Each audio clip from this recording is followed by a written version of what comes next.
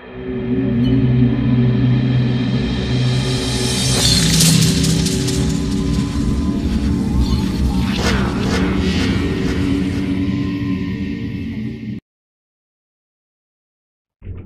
நேயர்களுக்கு வணக்கம். நான் உங்கள் நண்பன் சபீக். இன்று நாம் பார்க்க போகும் தலைப்பு பட்டாவின் வகைகள். பட்டா என்பது ஒரு நிலத்தின் அடையாள சான்று என்று கூறலாம். உங்களின் அடையாளங்களை கேட்டால் ஓட்டுநர் உரிமம், வாக்காளர் அடையாள அட்டை, ஆதார் அட்டை இவைகளை காண்பிப்போம். அதில் உங்களுடைய அடையாளங்களை தாங்கியிருக்கும். அதே போன்று உங்கள் நிலத்தின் அடையாளங்களை தாங்கியிருக்கும் ஒரு சான்றுதான் பட்டா. நிலத்தின் உரிமையாளர் பெயர், நிலத்தின் தன்மை, நிலத்தின் சர்வே எண், நிலத்தின் உட்பிரிவு போன்ற தகவல்களை உள்ளடக்கியிருக்கும் ஒரு சான்று. பட்டாவை பற்றி நாம் தெரிந்து கொண்டால்தான் அதை எவ்வாறு வகைப்படுத்துகிறார்கள் என்பதை பற்றி தெரிந்து கொள்ள முடியும். பட்டா என்றால் என்ன என்ற காணொலியை நான் ஏற்கனவே எனது சேனலில் நான் வெளியிட்டுள்ளேன். அக்காணொலியின் லிங்கையும் கீழே உள்ள டிஸ்கிரிப்ஷனில் கொடுத்துள்ளேன்.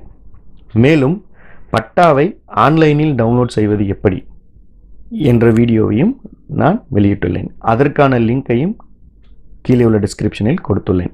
மேலும் பட்டாக்களை பற்றி சில வீடியோக்களை வெளியிட்டுள்ளேன்.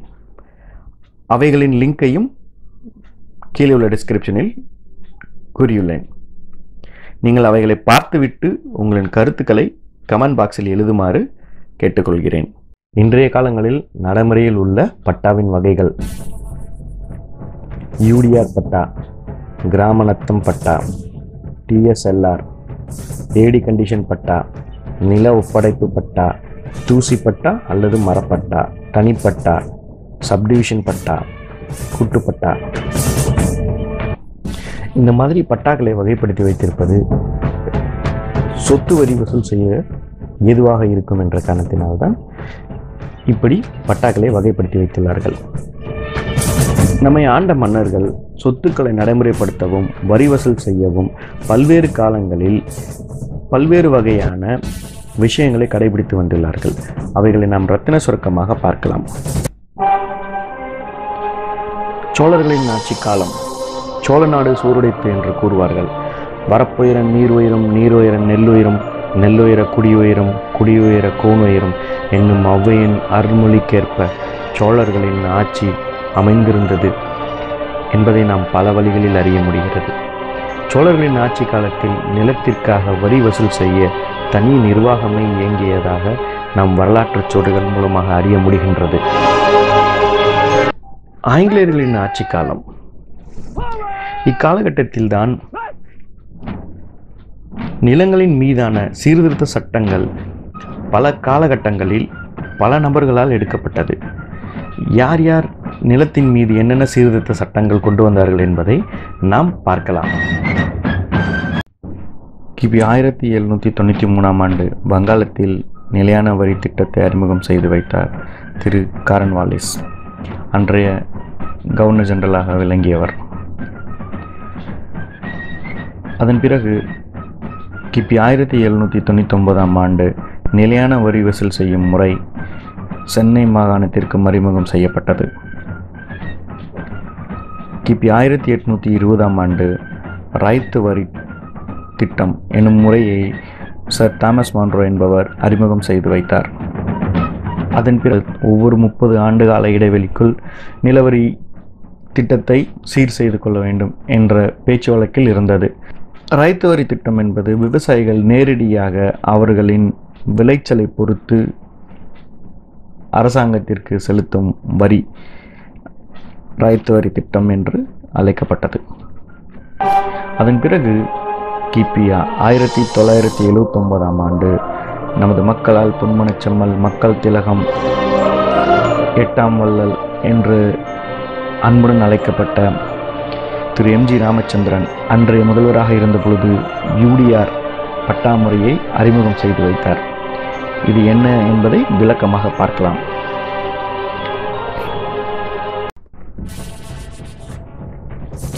யூடிஆர் பட்டா, அப்டேட்டிங் ரெஜிஸ்ட்ரி ஸ்கீம், நில உடைமை பதிவு மேம்பாட்டு திட்டம். இது 1979 87 வரைக்கும் அன்னைக்கு தமிழ்நாடு முதல்வராக இருந்த எம்ஜி ராமச்சந்திரன் எம்ஜிஆர் அவர்களால் தொடங்கி வைக்கப்பட்டது. நிலங்களை முறைப்படுத்தி அனைத்து நிலங்களுக்கும் பட்டா வழங்கி கணினியில் பதிவு செய்ய இத்திட்டம் 1/6/1979 தூத்துக்குடி மாவட்டம் எட்டயபுரம் தாலுகாவில் உள்ள மாசார்பட்டியில் தொடங்கப்பட்டு பிறகு தமிழகம் முழுவதும் செயல்படுத்தப்பட்டது. இந்த திட்டத்தில் என்ன செஞ்சாங்கன்னா, அதிகாரிகள் ஒவ்வொரு கிராமமாக சென்றார்கள்.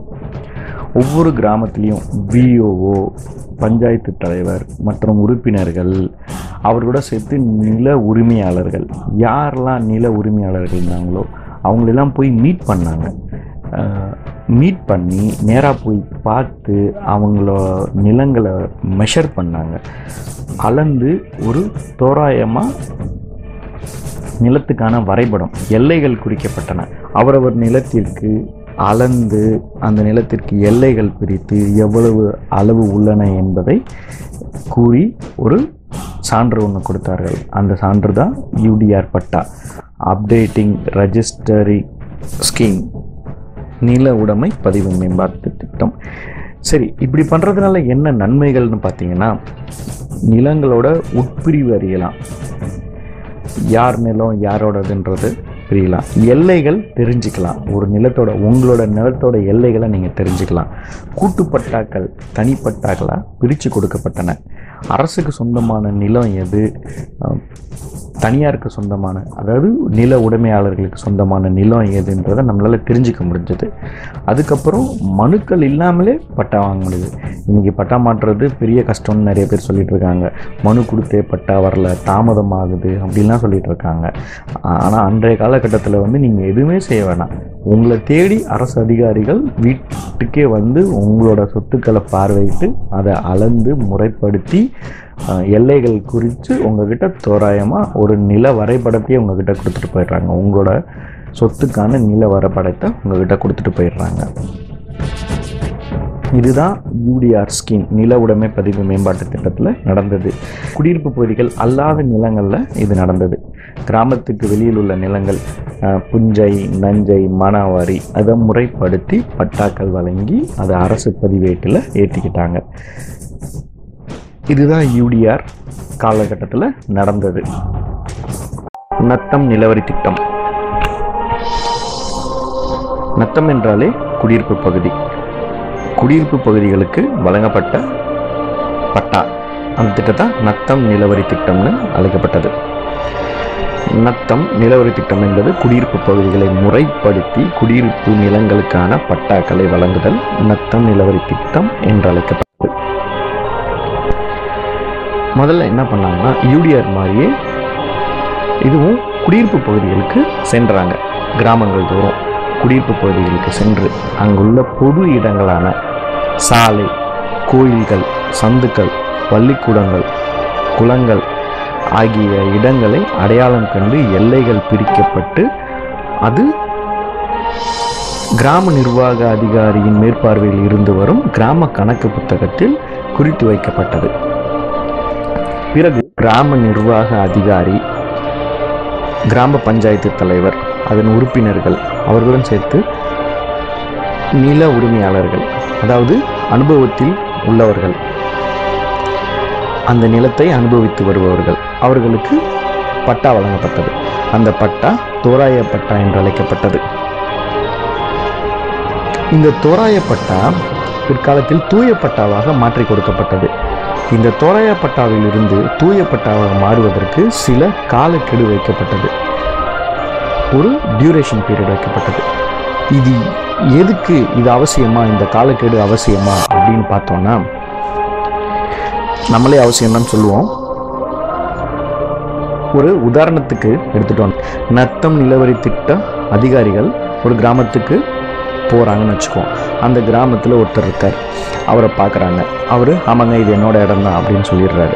இந்த இடமும் இதுக்கு பக்கத்தில் இருக்கிற இடமும் என்னோட இடம் தான் அப்படின்னு சொல்லி தோராயப்பட்டா வாங்கிடுறாரு. இந்த தோராயப்பட்டா தூயப்பட்டாக மாறுறது காலக்கெடு இருக்கும். இந்த இடைப்பட்ட காலத்தில் வேற யாரேனும் ஆட்சேபனை செலுத்துறாங்க. அந்த கிராமத்தில் வசிக்காமல் தன்னோட முன்னோர்களோட அனுபவத்தில் இருந்து வந்திருக்கும் அந்த இடம். ஆனால் அவர் அந்த கிராமத்தில் அன்னைக்கு அந்த அதிகாரி போகிற அன்னைக்கு அவர் இருந்திருக்க மாட்டார். இதனால் என்னன்னா ஒரு ஆட்சேபனை செலுத்தும். இது வந்து எங்களோட முன்னோர்கள் அனுபவிச்சு வந்த இடம், ஆனால் இவர் வந்து தவறுதலாக கொடுத்தாரு அப்படின்னு சொல்லி ஆட்சேபனை செலுத்துகிறாங்க. அப்படின்னா கிராம பஞ்சாயத்து தலைவர், விஓஓ, நம்ம கிராம நிர்வாக அதிகாரிகள் இவங்களெல்லாம் சேர்த்து ஆலோசனை பண்ணி ஒரு முடிவுக்கு வருவாங்க. முடிவுக்கு வந்து அந்த பட்டா மேலே ஆட்சேபனை இருக்கா இல்லையா அப்படின்னு, ஆட்சேபனை இருந்துச்சுன்னா அந்த பட்டாவை நிராகரிப்பாங்க. ஆட்சேபனை இல்லைன்னா அந்த தோராய பட்டா தூய பட்டாவாக மாறும். இதுதான் அந்த காலகட்டங்களில் நடந்து வந்தது.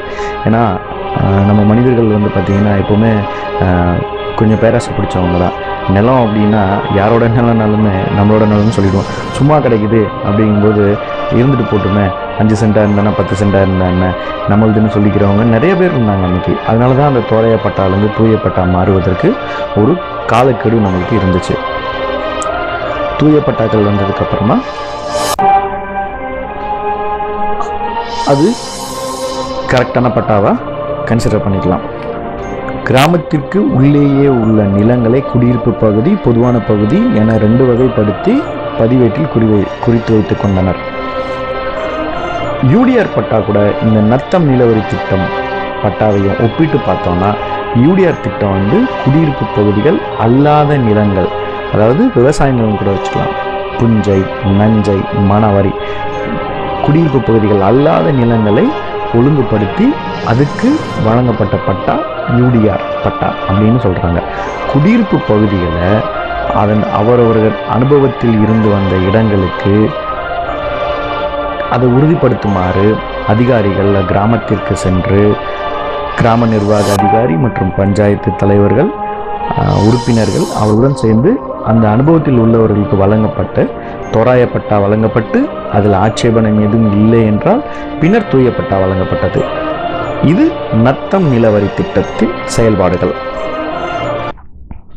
டிஎஸ்எல்ஆர் பட்டா, டவுன் சர்வே லேண்ட் ரெக்கார்ட், இல்லைனா ஃபீல்டு எக்ஸ்ட்ராக்ட் ஆர் லேண்ட் எக்ஸ்ட்ராக்ட்னு சொல்கிறோம்.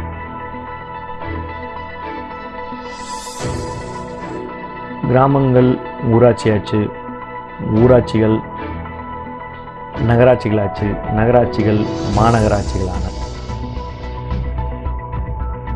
அப்புறம் மாநகராட்சிகள் பெருநகராட்சிகளாச்சு. முன்னெல்லாம் பார்த்தீங்கன்னா சர்வே பண்ணும்போது சர்வே எரர் ஒரு 5 சென்ட் கூட குறைய இருக்குன்னு சொல்லுவாங்க. இது வந்து சர்வே எரர்னு சொல்லுவாங்க.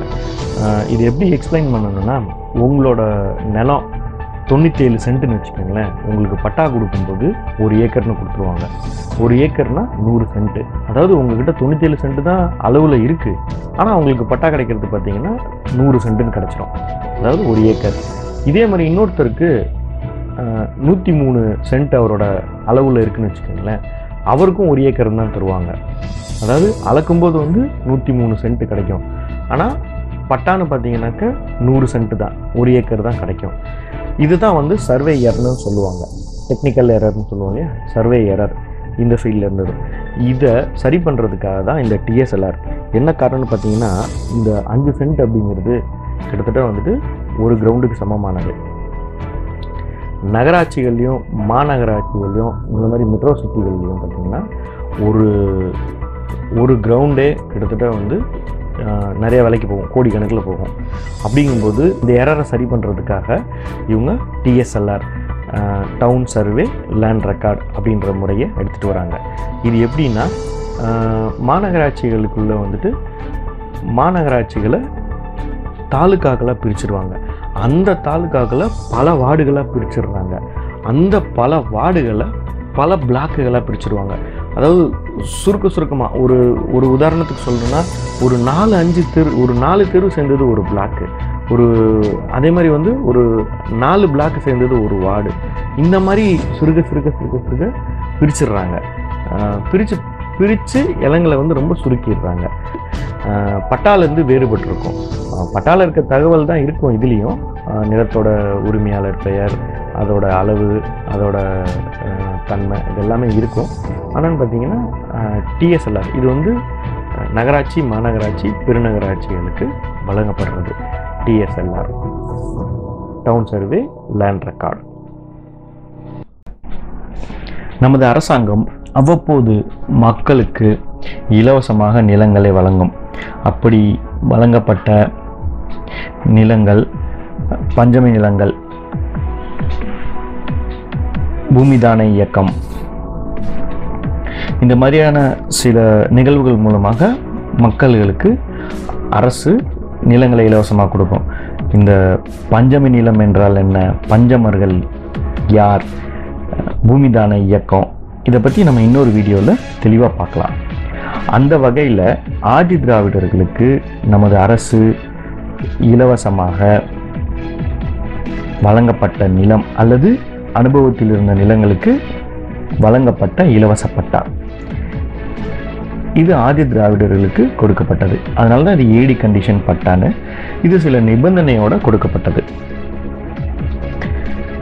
நிபந்தனையுடன் அரசின் நிலங்களை ஆதி திராவிடர்களுக்கு வழங்கப்பட்ட அல்லது அனுபவத்தில் இருக்கும் நிலங்களுக்கு வருவாய்த்துறையினால் கொடுக்கப்பட்ட பட்டா ஏடி கண்டிஷன் பட்டா. இதில் அந்த நிபந்தனை என்னன்னு பார்த்தீங்கன்னா, வழங்கப்பட்ட நிலம் அனுபவித்ததற்காகவே, விற்பனை செய்வதற்கல்ல, நாட் ஃபார் சேல். ஒருவேளை மருத்துவ செலவிற்காகவோ அல்லது மகளின் திருமணத்திற்காகவோ பணம் தேவைப்பட்டால், எல்லாவற்றிற்கும் ஒரு விதிவிலக்குன்னு இருக்கும் இல்லையா, ஒரு டீவியேஷன் இருக்கும் இல்லையா நம்ம சட்டத்தில். அப்படி இந்த காரணங்களுக்காக அவருக்கு பணம் தேவைப்படுதுன்னா,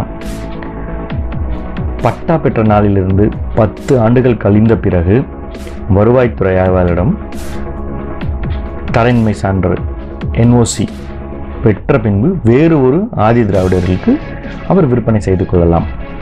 இதுதான் நிபந்தனை. ஏடி கண்டிஷன் பட்டாவை வேறு ஒரு சமூகத்தினர் வாங்கலாமா அப்படின்னா வாங்கக்கூடாது தான் பதில். அது நிறைய சட்ட சிக்கல்கள்லாம் இருக்கும் பின்னால்.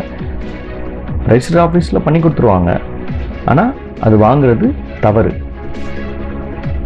ஏதோ ஒரு நாள் அரசாங்கம் ஏடி கண்டிஷன் பட்டா இருக்கிறவங்க ஆதி திராவிடர்களாக இருக்காங்களா இல்லையான்னு பாருங்கள், இல்லாதவங்கள நிலங்களை திரும்ப பெறுங்க, ஏன்னா அது இலவசமாக கொடுத்த நிலம் இல்லையா, திரும்ப பெறுங்கன்னு ஒரு சட்டத்தை கொண்டு வராங்கன்னு வச்சுக்கோங்களேன். அப்போ என்னாகும், நீங்கள் போட்ட முதல் கரைஞ்சிரும், உங்களுக்கு நிலமும் கிடைக்காம போயிடும். அதனால் நிலம் வாங்கும்போது ஏடி கண்டிஷன் பட்டாவாக இருந்தது அப்படின்னா, நீங்கள் ஆதி திராவிடர்கள் அல்லாத சமூகமாக இருந்ததுன்னா அந்த நிலத்தை வாங்கிறத தவிருங்கள், இதுவே நல்லது. ஒப்படைப்பு நிலப்பட்டா, இதுவும் ஒரு வகையாக அரசாங்கம் இலவசமாக தரக்கூடிய பட்டாவே. நிலம் இல்லாதவர்களுக்கு அரசினால் வழங்கப்பட்ட நிலங்களுக்கு கொடுக்கப்படும் பட்டா நில ஒப்படைப்பு பட்டா என்ற பெயர். சாதி பேதமின்றி கைம்பெண்கள், விடுதலை போராட்ட தியாகிகள், முன்னாள் இராணுவ வீரர்கள், மொழி போர் தியாகிகள் ஆகியோருக்கு வழங்கப்பட்ட நிலங்களுக்கு கொடுக்கப்படும் பட்டா நில ஒப்படைப்பு பட்டா என்ற பெயர். இப்பட்டா மூலம் பெறப்பட்ட நிலங்களை குறிப்பிட்ட ஆண்டுகள் மற்றும் குறிப்பிட்ட காரணங்களுக்காகவே விற்பனை செய்ய முடியும்.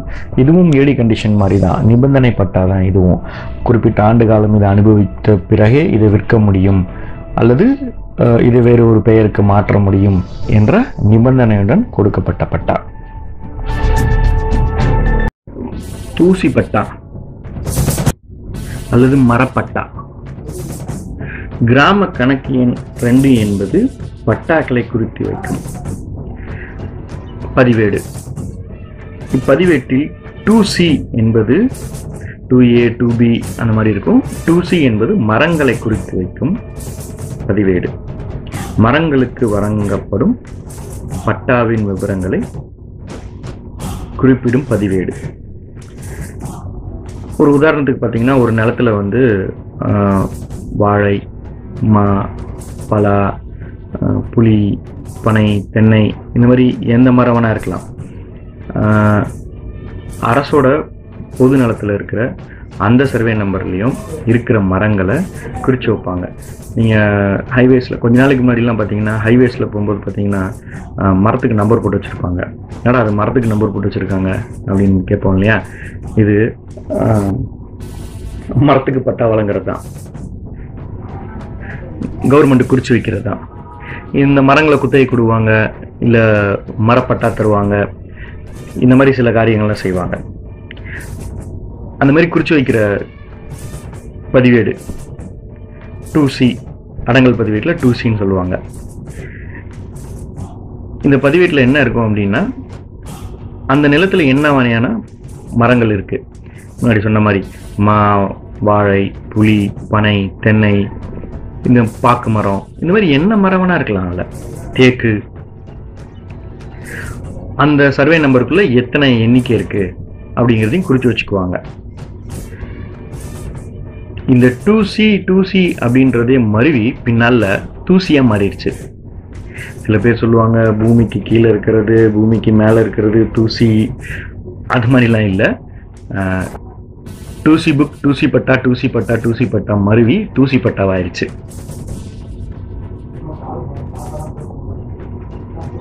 புரியுதுங்களா? இத்தகைய நிலம் அரசின் கைப்பற்றல தான் இருக்கும், அரசுகிட்ட தான் இருக்கும். அதுக்கு மேல இருக்க அந்த நிலத்துக்கு உரிமை கொண்டாட முடியாது. அந்த நிலத்துல இருக்க பட்டா நம்மளுக்கு கொடுத்தாங்கன்னா அந்த பட்டா வச்சுக்கிட்டு அந்த என்ன வகையான மரங்களோ அந்த மரம் தரும் பயன்களை, இப்போ மாமரம் வச்சுருந்தோம்னா மா தரும் அந்த பலாமரம், மா தரக்கூடிய மாம்பழங்களை எடுத்து விற்பாங்க, குத்தகை கொடுப்பாங்க, இந்த மாதிரியான விற்பனை செஞ்சு பழச்சிக்கலாம். இது ஒரு வகையான விவசாயம் தான். இதுக்கு தான் பயன்படுத்த முடியுமே தவிர அந்த நிலத்தை நம்ம உரிமை கொண்டாட முடியாது. ஊர்ல எல்லாம் நம்ம பார்க்கலாம், சில பேர் என்ன பண்ணுவாங்க, பட்டா என் பேருக்கு வந்துருச்சுப்பா, பட்டா என் பேருக்கு வந்துருச்சுப்பா, மரப்பட்டா வச்சுக்கிட்டு நிலத்தை விற்கிறதுக்கு முற்படுவாங்க. அதில் சில பேர் வாங்குறதுக்கும் தயாராக இருப்பாங்க. அதில் வாங்கி வீடு கட்டணும் அப்படின்னா எந்நேரமாக இருந்தாலும் அந்த நிலம் வந்து அரசாங்கத்துக்கு சொந்தமானது தான். ஆக அரசாங்கம் எப்போ வேணாலும் அதை கைப்பற்றலாம். ஆகவே நிலங்கள் வாங்கும் பொழுது என்ன வகையான பட்டாக்கள் அதில் இருக்குது அப்படிங்கிறத நாம் தெளிவாக தெரிஞ்சுக்கிட்டு அதுக்கான முயற்சிகள் எடுக்கணும். தனிப்பட்டா, ஃபுல்ஃபீல்ட். இப்போ நீங்கள் ஒரு ப்ராப்பர்ட்டி வாங்குறீங்க, அந்த ப்ராப்பர்ட்டியோட சைஸ் பார்த்தீங்கன்னா 2400 ஸ்கொயர் ஃபீட்டு, ஒரு கிரவுண்டு நிலத்தை நீங்கள் வாங்கிடுறீங்க. அதுக்கு பட்டா இருக்குது. அந்த பட்டா பெயர் மாற்றம் செய்கிறதுக்காக போகிறீங்க. அப்போது பெயர் மாற்றம் செய்யும்போது அந்த நிலத்தில் அளவில் எந்த மாற்றமுமே ஏற்படலை, வெறும் பெயர் மாற்றம் மட்டும்தான் அடையுது. அதாவது எல்லைகள் அப்படியே இருக்குது, அதனுடைய அளவு 2400 ஸ்கொயர் ஃபீட்டுங்கிறது அப்படியே இருக்குது, பேர் மட்டும்தான். இப்போது முன்னாடி அந்த ப்ராப்பர்ட்டி ஓனரோட பேர் முருகன் வச்சுக்கோங்களேன், இப்போது வாங்குகிற நீங்கள் உங்களோட பேர் வந்து லக்ஷ்மண் வச்சுக்கோங்களேன், முருகன் பேர் மாறி லக்ஷ்மண் வரும், அவ்வளோதான். இது மொத்த ஃபுல்ஃபீல்டு அப்படியே உங்களுக்கு வந்துடுறது. இது தான் தனிப்பட்டான்னு சொல்கிறோம். சப்டிவிஷன் பட்டா. இப்போ சப்டிவிஷன் அப்படின்னு நம்ம பார்த்தோம்னாலே ஒரு பகுதி. இப்போ ஃபுல்ஃபீல்டு ஒரு லேண்ட் இருக்கு, நம்ம முன்னாடி பார்த்தோம் தனிப்பட்டா, மொத்த இடத்தையும் நம்ம பேருக்கு வாங்கிடுறது வந்து ஃபுல்ஃபீல்டு பட்டா. அதில் ஒரு பகுதியை மட்டும் வாங்குறீங்கன்னு வச்சுக்கோங்க. உதாரணத்துக்கு முருகன் அப்படிங்கிறவர்கிட்ட 2400 ஸ்கொயர் ஃபீட் இருக்கு. அந்த 2400 ஸ்கொயர் ஃபீட்லேருந்து நீங்கள் வெறும் 1200 அரை கிரவுண்டை மட்டும் நீங்கள் வாங்குறீங்க. அப்போது உங்கள் பட்டா பெயர் மாற்றம் செய்யறதுக்காக போகிறீங்க. வட்டாட்சியர் அலுவலகத்தில் நீங்கள் அப்ளிகேஷன் கொடுக்குறீங்க, அதுக்கான இது எல்லாமே போயிட்டுருக்கு. ப்ராசஸ் செயல்முறைகள் எல்லாம் நடந்துக்கிட்டு இருக்குன்னு வச்சுக்கோமே. எப்படி வரும் அப்படின்னா, இப்போது அந்த பட்டாவில் அந்த சர்வே நம்பர் 140ன்னு வச்சுக்குவோம். இதில் 140/1 அப்படின்னு வரும். ஏன்னா அந்த சப்டிவிஷன் ஆகுது. அந்த ப்ராப்பர்ட்டி ஃபுல் ஃபீல்டில் இருந்து உங்களுக்கு ஒரு பாதியை கொடுத்துட்றாங்க. சிம்பிள் தாங்க. சின்ன வயசுல எல்லாம் பார்த்தீங்கன்னா, இது 90s கிட்டுக்கு ரொம்ப நல்லாவே தெரிஞ்சிருக்கும். சின்ன வயசில் ஒரு வீட்டில் 2 பிள்ளைங்க இருந்ததுன்னா, அப்பா ஏதாவது பிஸ்கட் பாக்கெட்டோ இல்லை கேக்கோ ஏதாவது வாங்கிட்டு வந்தால் 2 பேரும் பகிர்ந்து சாப்பிட்டுக்கங்க அப்படிங்கல ஆளுக்கு பாதியாக பிரிச்சுக்குவாங்க. இந்த மாதிரி தான் மொத்தத்துல இருந்து ஆளுக்கு பாதியாக பிரிச்சுக்கிறது. சப்டிவிஷன் அப்படிங்கிறது வந்து பகுதி. இப்போ இந்த 1200 அரை கிரவுண்டு வாங்கினாரு பார்த்தீங்களா, இவர் வித்தாருன்னா இந்த சர்வே நம்பர்ல இருந்து இவர் 140/1 பிரிஞ்சது இல்லையா, அதுக்கு கீழே இன்னொரு சப்டிவிஷன் உருவாகும். இந்த மாதிரி சப்டிவிஷன்கள் உருவாக்கிக்கிட்டு போய்கிட்டே இருக்கும். இதுதான் சப்டிவிஷன் பட்டா அப்படின்னு நம்ம சொல்றோம். இந்த மாதிரியான பட்டாக்களை கூட்டுப்பட்டா என்பது ஒரு நிலத்திற்கு 2க்கும் மேற்பட்டோர் உரிமை கொண்டாடுவது கூட்டுப்பட்டா என்று அழைக்கப்படுகிறது. இது எப்படி வரும்னு பார்த்தீங்கன்னா, ஒருத்தர் இருக்காருன்னு வச்சுக்குவோம். அவருக்கு 3 பசங்க. அவர் காலம் முடிஞ்சிருது.